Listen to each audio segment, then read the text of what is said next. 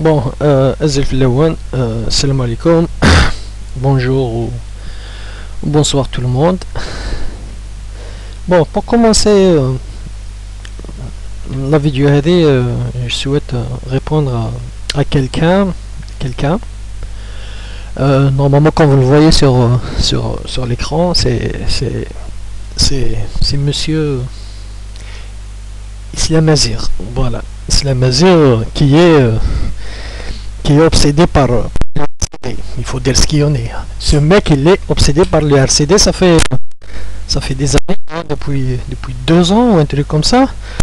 Il fait que de la haine envers ce parti, envers ses sympathisants et envers son leader qui est Dr Saïd Saadi. Donc au passage, je souhaite te corriger une information. Saïd Saadi n'a pas démissionné du RCD, détrompe-toi, mais il a cédé sa place à quelqu'un d'autre. C'était un congrès annuel du RCD où il a décidé de laisser sa place à une nouvelle génération. Je pense qu'il a laissé à Houssine Bsbas ou un truc comme ça. Donc c'est le prochain secrétaire général du parti du RCD. Moi je salue son geste. Donc, il faut que ça change. Donc il cède la place d'une manière démocratique à quelqu'un d'autre. Il ne faut pas oublier Blik. Ce parti a une histoire qui béra. Tu vois, donc c'est un parti a priori qui existe depuis les années 80 avec la crise berberiste et qui a eu son agrément en 89 mais la petite ouverture démocratique à l'époque. Voilà, toi tu parles des éradicateurs. Moi je vais te faire un rappel, c'est Islam Azir. Bellic, le RCD, c'est pas lui qui détient le pouvoir.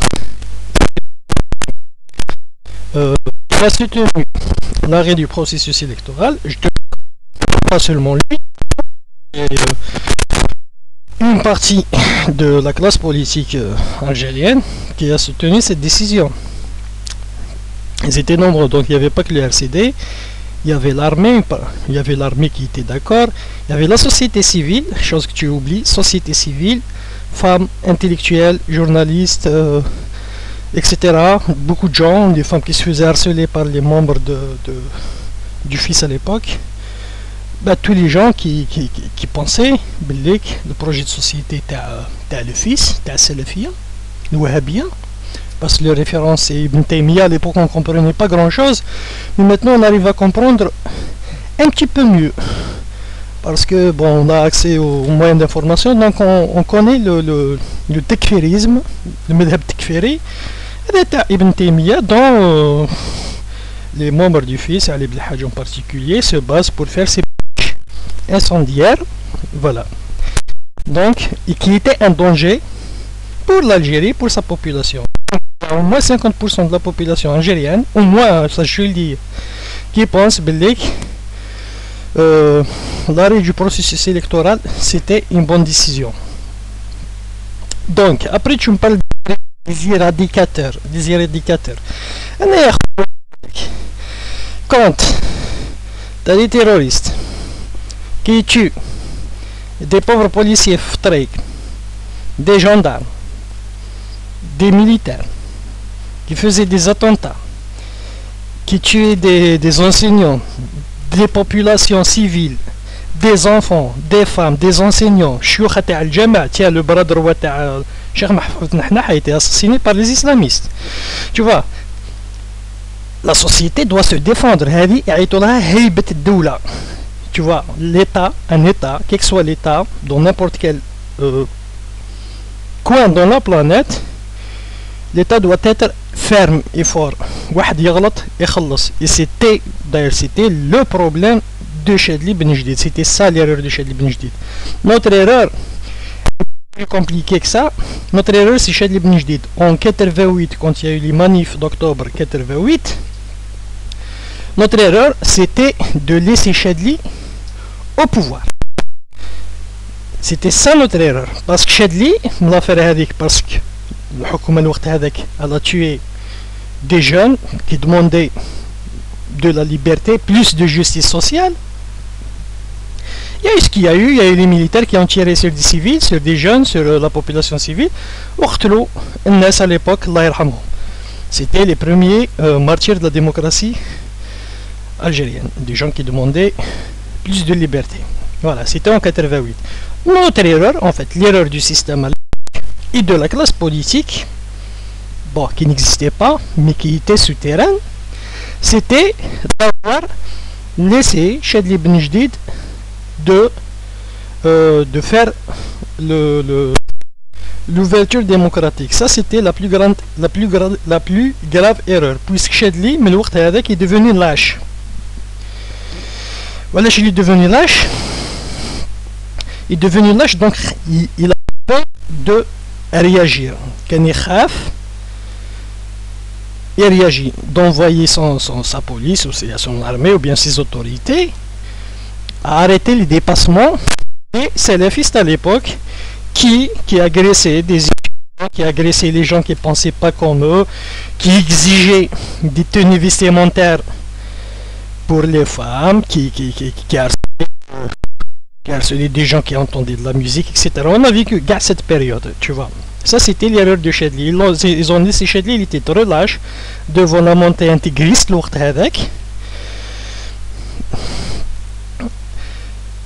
et les intégristes من 89 حتى 91 ils intimidaient les gens.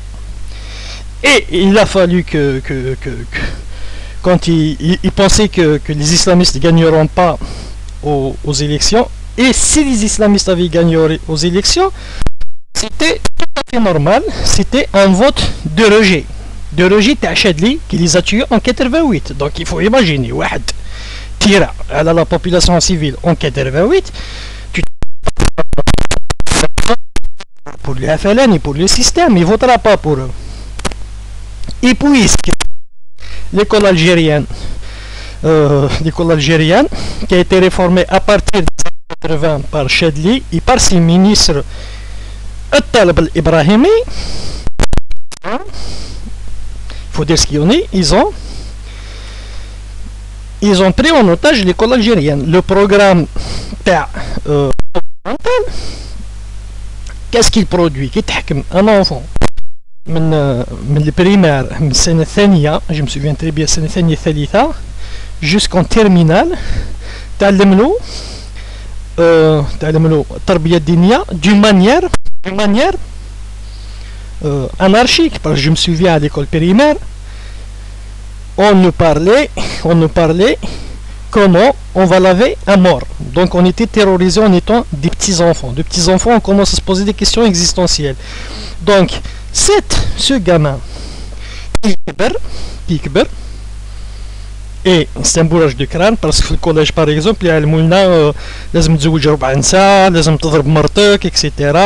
Tu vois, c'est des choses qu'on nous a appris في التربية الدينية. Bon, c'était pas التربية الدينية, c'était التربية الإسلامية, mais ils appelaient ça التربية الدينية parce que التربية الدينية c'est un petit peu plus large, c'est la science des religions. Ça c'est التربية الدينية, mais on met de la science islamique, tu vois. Donc l'élève ou bien l'étudiant, ou bien il pouvait que être un militant islamiste. Donc هذا كي يلحق الترمينال même même il a سرحوه في السنة التاسعة ou bien avant ou bien après. Quand ce gamin, ce jeune homme devient adulte, pour qui veux-tu qu'il vote? Il votera systématiquement, automatiquement pour les islamistes. T'as le fils. Voilà comment ils ont gagné ils ont gagné les élections. Donc le problème, c'est un problème d'école. L'école qui ne construit pas un citoyen, mais construit un militant qui va voter pour quelqu'un bien déterminé. Alors c'est pas ça le rôle de l'école. L'école doit former un citoyen rationnel. Ça c'est important de dire, rationnel. Malheureusement, on n'est pas rationnel, on est des gens qui marchent sur l'émotion. Il suffit واحد يحكي لنا على الملائكة على الدابة الحالة pour embobiner des gens, تقول قال تعالى pour embobiner les gens et les envoyer à la mort comme ils ont fait الشيوخ هذوك.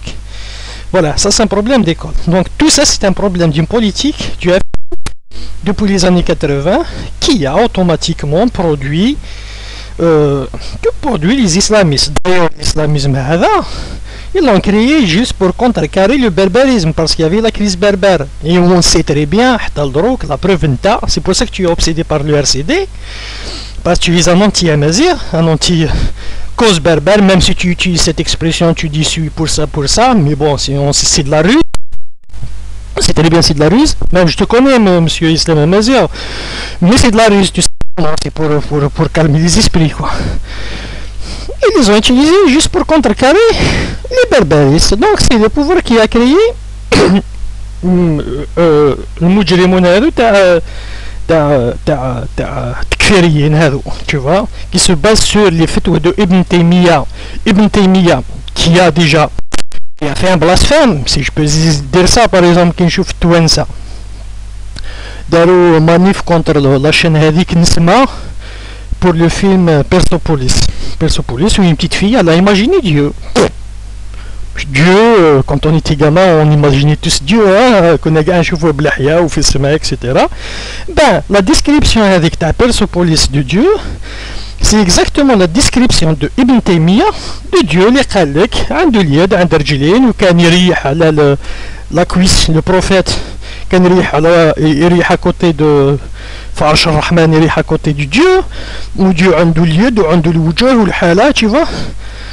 Ça c'est juste pour parler de Ibn Taymiyyah. Ibn Taymiyyah c'est un takfiri, tu vois. Ibn Taymiyyah il a kafar kاع الناس, ou qui te kafar, ce qui est dangereux, te kafar l'autre tu rends dangereux, ben tu te permets, si tu dis ce groupe est kafir كما داروا الجماعة تاعنا الاخوة المسلمون تاعنا الوقت هذاك كفروا, كانوا يقولوا شعب طاغوت, il faut dire ce qu'il y en est. Quand on a été voté pour Zeroual قال لك هذا شعب طاغوت. On connaissait les fatwas circulés, il y avait même des chouyours égyptiens, jordaniens, etc. Les londonistes الحالة كانوا يفتيوا في الجزائر, tu vois, pour tuer le peuple. Il y a des prêches, on les a vus de toute façon ces prêches هذو. Ils se sont basés sur Taymiyyah ou qui واحد كفروا. Donc كما يقولوا tu peux les tuer. C'est comme ce qui s'est passé les massacres de Jazair. Tu peux prendre leur bien, ce qu'on appelle butin de guerre, les enfants et les femmes. Et ces choses qui ont été disrauh au Jazair, tu vois. Tout ça parce qu'ils se sont basés sur le fatwa de l'Wahhabiyya Ibn Taymiyyah Takfiriyya, tu vois. Ces gens-là, moi je te le dis clairement, ces gens-là, c'est un danger pour l'intégrité territoriale de notre pays, que ce soit le Jazair ou tous les pays musulmans d'ailleurs, tu vois. C'était un outil de propagande créé par la CIA américaine. Ils ont créé Shuyukh Hadouk pour nous détruire. Ça c'est aussi nous qu'on voyait pas plus clair, mais maintenant on voit beaucoup plus clair. Déjà ce qu'on voit dans les révolutions entre parenthèses, tu vois, on arrive à comprendre un petit peu plus clair maintenant parce que bon, les Afghans Hadouk, et je connais créaهم هذوك القاعدة, créaهم la CIA pour se battre contre les communistes. Donc ils les ont laissé faire avec la contribution de l'Arabie Saoudite. خرجوا هذو تكفيريين وهابيين, tu vois. Ça c'est un produit américain, tout simplement. Donc غير ما تحشيش واحد éradicateur, quelqu'un qui défend sa femme, son honneur, son fils, sa patrie, اسمح لي, éradicateur, il n'y a pas honte d'être éradicateur, hein. Quelqu'un qui te menace de mort, qui te tue, etc.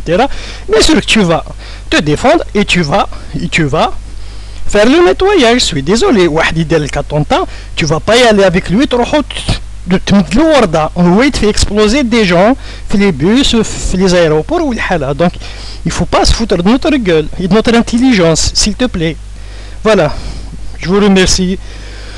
Peut-être je ferai une autre vidéo. À tout à l'heure.